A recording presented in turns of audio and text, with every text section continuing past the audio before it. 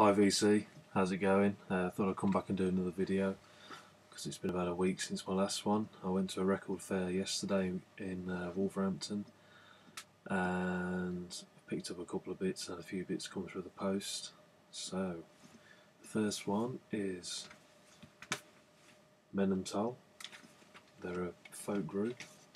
I hadn't heard of them before I bought this, but I thought I'd give it a go. Mainly because they do a folk cover of Iron Man. It's alright, it's not bad.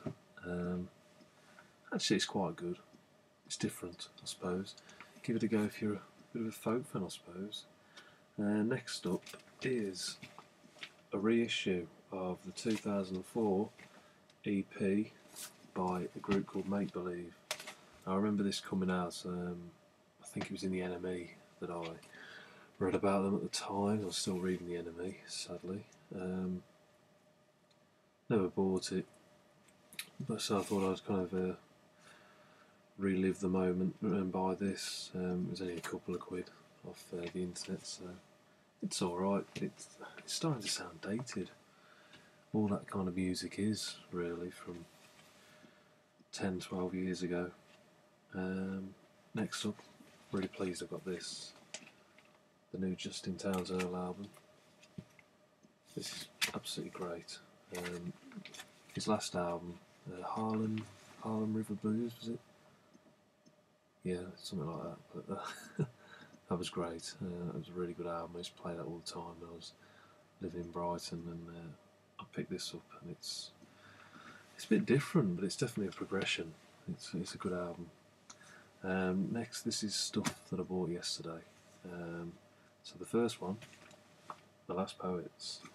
I don't know if most of you will have heard of The Last Poets, I'm sure, but they're great. I was first lent a CD of theirs 4 or 5 years ago by an old guy who raved about them, and yeah, they're good. It's exactly what they say on the tin, really. Militant music. Next up, Neil Young, Freedom. This was cheap, so I bought it. I've got most of Neil Young's albums, bar a few in the 80s and a couple of the 90s ones. So I thought I'd pick this up just to complete the set, really. It's got Rockin' in the Free World on and Wrecking Ball. Yeah, not a bad record, really. And next up, some White Light, White Heat, Velvet Underground.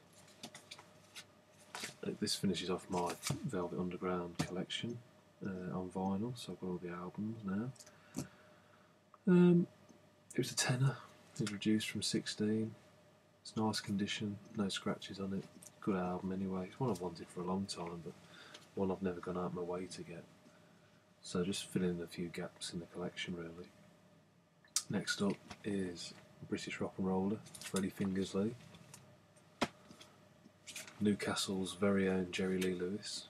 Yeah, he really was a bit of a madman. He used to play piano for Screaming Lord Sutch as well.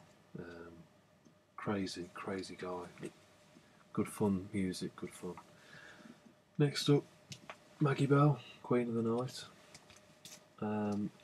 I've shown an 8-track of this a few weeks ago, but my 8-track player is playing up a little bit.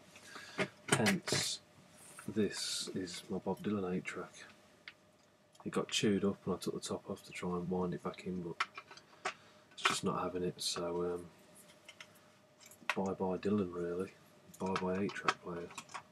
So I'm looking for a new one at the moment. But in the meantime, I thought I'd buy that on vinyl to make up for the fact I can't listen to it on 8-track. And the last one I got yesterday, which is one I've been looking around for a long time for. It's a compilation of Scott Walker's music that Julian Cope put together. The singer in Teardrop Explodes and all that kind of stuff. It's The Godlike Genius, Scott Walker, Fire Escape to the Sky. Very plain cover. It's just got Cope's favourite Scott Walker tracks on there. Came out in 1981 and kind of got a bit of momentum going in the Scott Walker again for him to release solo stuff, and got a bit of interest going in Scott again.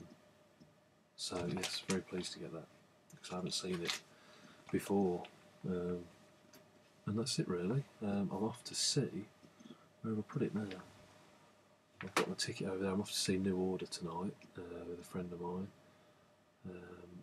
in Birmingham, so that's going to be really good. I'm really looking forward to it, and I've had good reviews as well from playing in Manchester, so I'll let you know how it goes. And thanks a lot. See you soon. Bye.